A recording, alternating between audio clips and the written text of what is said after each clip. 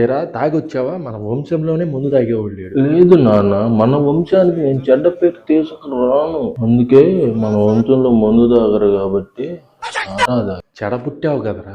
అవును నాన్న, నేను చెడు నా కొడుకు. నీ కొడుకుని కాబట్టి నువ్వు చెడోడివి, నేను చెడు నా కొడుకు. తాగి ఏం మాట్లాడుతున్నావురా? నిన్ను క్షమించు నాన్న. ఈ పాలు అనుకో, దీనితో నీకు అభిషేకం చేస్తా కాళ్ళకు నాన్న. నిజంగా నన్ను క్షమించు నాన్న. చూడు, ఇది నీళ్ళు కాదు నాన్న, పాలు అనుకో.